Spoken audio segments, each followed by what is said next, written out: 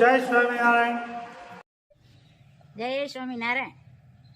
ફૂલો ભલે બીજો બધું મા બાપને ભૂલશો નહીં, અગણિત છે ઉપકાર એના, એક દેવી સરશો નહીં. દેવો પૂજ્યા જપ વ્રત કર્યા ત્યારે ડેઠો તમ મોકળું, એ પુનિત જનના કાળ પથ્થર બની સુંદશો નહીં. કાઢી મુખેથી કોળિયા મોમાં દઈ મોટા કરાય, અમૃત તણા દેનાર સામે ઝેરયો ગળશો નહીં. તે લડાવ્યા લાડ તમને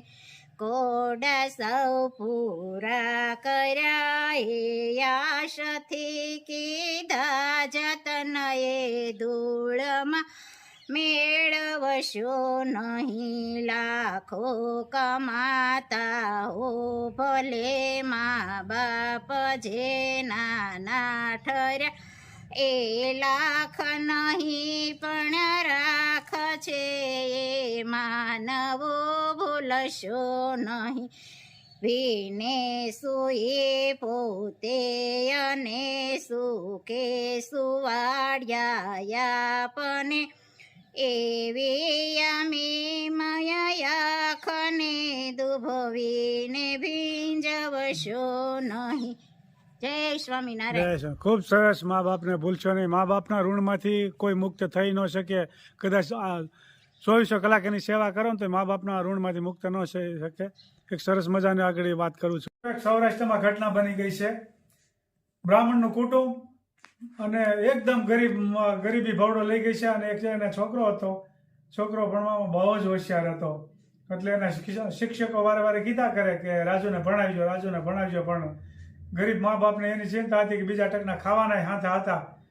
એટલે પછી કે કેમ ભણાવશું એમ ચિંતામાં હતા, ને કાળી મજૂરી કરે અને રાજુને ભણાવે. અને રાજુ ભણતો ભણતો 10મા ધોરણમાં પહોંચ્યો. એટલે રાજુ પછી તો રંગીલું વાતાવરણ હોય, અમદાવાદમાં ભણવા મોકલ્યો. એટલે પછી ત્યાં એના મા બાપ એક વખત નાસ્તો લઈને ગયા હશે. તો રાજુને બહુ ગમ્યું નહીં, કારણ કે લગર બગર વે. એટલે કે તમે નાસ્તો લઈને ન આવતા. એટલે માતા પિતાને અંદરથી દુઃખ થયું કે કાંઈ વાંધો નહીં, છોકરો છે એવું કીધા કરે. એ નાનું એવું મકાન હતું, એ વેચી નાખ્યું રાજુના ખર્ચા હાટું. અને રાજુને કલેક્ટર મોટો બની ગયો. એ કલેક્ટર બનીને મુંબઈ વયો ગયો. મુંબઈ મોટો કલેક્ટર થઈ ગયો. અને રાજુને મા બાપ સાંભળતા યાદ ભૂલી ગયો મા બાપને હસવાડા. અને ધીમે ધીમે એકાદ વર્ષ થયું ને ત્યાં મા બાપને પૂછ્યા ઘસ્યા વગર એને લગ્ન કરી નાખ્યા. મા બાપને આમંત્રણ એને કાંઈ નહીં. અને મા બાપને એટલું બધું દુઃખ થયું અંદરથી. એને કોકે કીધું મા બાપને કે તમારા રાજુએ લગ્ન કરી લીધા. એટલે મા બાપ ભાંગી પડ્યા. એટલું એને દુઃખ થયું કે કાંઈ વાંધો નહીં, છોકરા છે ને એવું ભૂલ કર્યા કરે. પછી જાતા જાતા 2 વર્ષ થયા. એટલે એ કે તમારા રાજુ જે લગ્ન કર્યા ને નાનો બાબાનો જન્મ થયો છે. એટલે મા બાપને એટલો બધો આનંદ થયો. એ કે મા બાપ રાજુને મળવા તો જવું જ છે, ગમે એમ થઈ જાય. એટલે એના રાજુના પિતાએ ના પાડી કે ન જવાય, આમંત્રણ જ્યાં નથી ને ત્યાં ન જવાય. એ કે આપણો હકો દીકરો છે, એની માથી ન રહેવાનું. માને જેટલું એક દીકરા માથે હોય ને એની કોઈ સીમા જવા દો. માથી રહેવાનું નહીં, માં કંઈક નહીં જવું છે. પછી મા બાપ બે ગયા રાજુને મળવા માટે મુંબઈ ગયા છે. અને પૈસા નથી ટિકિટના. બાજુમાંથી પૈસા લઈને ગયા અને ઠોકરા ખાતા ખાતા પૂગ્યા. અને રાજુનું મકાને પૂગી ગયા. અને રાજુ સિક્યુરિટી રાખેલી હતી રાજુએ. એટલે એ કે કાંઈ તમે કોણ છો? કે હું રાજુના મા બાપ છે. કે આવા ન હોય એમ કરીને મીઠા ધક્કા મારવા. એ તો રાજુએ ઉપરથી જોયું કે ઓળખી હોત ગયો. એને ચારે કોઈ માણસો રાખેલા સિક્યુરિટી. રાજુ કે હું જોવાને કહું મારા મા બાપ છે તો મારી કિંમત હું. એટલે રાજુ આમ બોલ્યો. એ કે અમે નાનો હું હતો ને ત્યારે મારે ત્યાં મજૂરી કામે આવતા, અમારા માણસો છે. એ રાજુના પિતાના કાને શબ્દ પડ્યા અને એટલું બધું અંદર દુઃખ થયું, પ્રાણ પંખીડું યાંયાને ઉડી ગયું, યાંયાને ગુજરી ગયા. પછી એના રાજુના મમ્મી એકલા રહ્યા. રાજુના મમ્મી એકલા રહ્યા. એટલે પછી ત્યાં બાવળિયા જેવું આગળ હશે, ત્યાંથી ઝૂંપડી બાંધીને રહી. ઘરે આવવાના પૈસા નહોતા. રાજુએ કઈ આવકારો દીધો નહીં. પછી રાજુને પત્નીને કામવાળીની જરૂર હશે. એટલે રાજુ નોકરી આવ્યો છે ને ત્યારે માડી જાય કે મને કામવાળી રાખવું છે. રાજુની પત્નીને જરૂર હતી કે હા માડી તમે કામે રહે. હું પૈસા લઈ, પૈસા મારે કાંઈ નથી લેવા. પણ એને ઓલો નાનો છોકરો લમાડવાનો મોહ હતો, છોકરાનો છોકરો. કે કાંઈ વાંધો નહીં. પછી ઓચિંતાનો ક્યાંક રાજુ આવી જાય ને ત્યારે લાશ કાઢી જાય, ઓળખે નહીં ને એટલે એવું હાલતું હતું વાતાવરણ. અને ધીમે ધીમે 4-6 મહિના ગયા અને રાજુ એટલો બધો બીમાર પડી ગયો કે બધીએ ડોક્ટરે બધીએ રખડી રખડીને થાક્યા, ક્યાંય મટ્યું નહીં.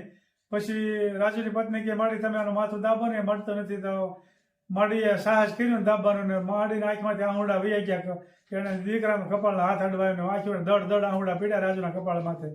અને ફૂલ માથું દુખતું હતું, વેદના કે સહન ન થાય, આહુડા પીડ્યા ભેગું માથું ઉતરી ગયું. રાજુ ઊભો થઈ ગયો. એ કે આ કોણ માડી તમે? તો ઓળખી ગયો, માં તમે? એ કે હા હું. એ કે મારા પપ્પા ક્યાંય ગયા? આમ મારા બાપુજી ક્યાંય ગયા? તો એ કે તું એમ બોલ્યો ને કે આ તો અમારા માણસ રાખ્યા હતા. એ સાંભળીને પ્રાણ પંખીડું ઉડી ગયું. એ કે માં મને માફ કરો, મેં બહુ મોટું પાપ કર્યું છે, મને જિંદગીમાં હું સુખી નહીં થાવ. બહુ પછતાવો કરે છે, બહુ પછતાવો કરે છે. અને એના મા બાપને રાજુ પછી બહુ રેડ્યા છે છેલ્લે છેલ્લે. એટલે મિત્રો આજ ખાસ જણાવવાનું છે કે અટાણે છોકરાઓ પૈસા થઈ જાય તે મા બાપને નથી સંભાળતા ને આવું બની જાય. રાજુ જેવી ઘટના ન બની જાય. મા બાપ થકી જ આપણે જન્મા છે, મા બાપે જ આપણને માણસનો જન્મ આપ્યો છે. એટલે ભૂલ ક્યારેય ન થવી જોઈએ. જય સ્વામિનારાયણ. લાઈક કરો, શેર કરો, કોમેન્ટ કરો, સબસ્ક્રાઇબ કરો. Bye bye. જય સ્વામિનારાયણ. છે દેશી ઢોકળા સરસ.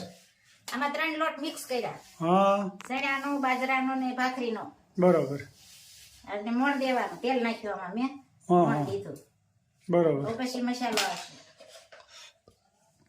નમક,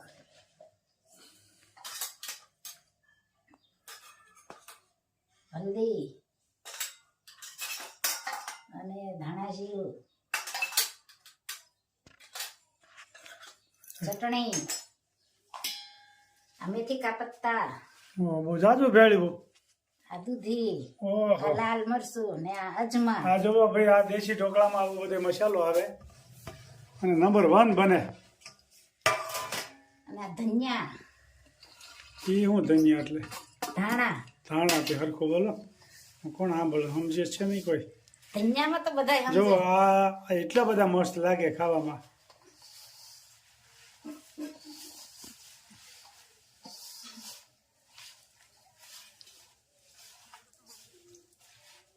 અને પેલા આપણે બનાવી પણ હું ભેળ્યું ને એવું કઈ આપ્યું નહોતું. રેસીપી નથી આપી. હા એટલે લોકોને એમ થયું છે કે આ શું હું નાખ્યું છે, એ બધું અધૂરું રહી ગયું. રેસીપી આપી દીધી. અધૂરું રહી ગયું હતું. આ વખતે પહેલેથી છેલ્લે સુધી બનાવે છે. જોવો તમે. પછી આ થોડુંક બની જાય ને પછી માથે 1 ચમચી સોડા, પછી એને માથે લીંબુ મિસવાનું. ખાટું ખાવું તો વધારે મિસવાનું. તો જેવું ખાતા હોય એ પ્રમાણે. જે ખાતા હોય તીખું ખાતા હોય તીખું કરવાનું, મોળું ખાતા હોય મોળું કરવાનું. કોઈ અમુક તો તીખી મરચી હતા ને બહુ ખાય. તો જે ખાય તો એ ખાય કે. હા એટલે એવું બધું નાખે.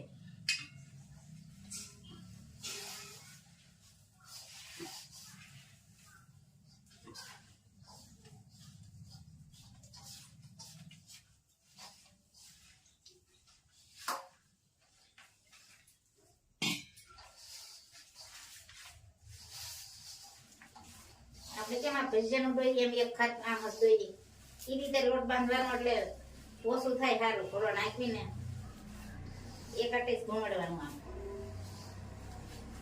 બરાબર છે.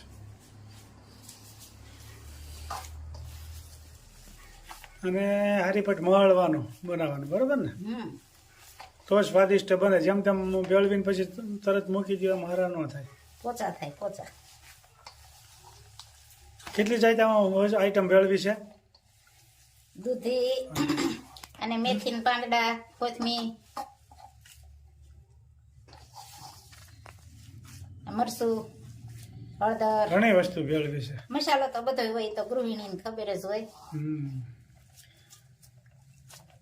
પછી આને વાળી વાળી મૂકવાના તેલ વાળા હાથ કરીને. तुम हमारा ब्लॉग देखते हैं तो कैसा लगा? बहुत अच्छा लगता है. लाइक करो, शेयर करो, सब्सक्राइब करो.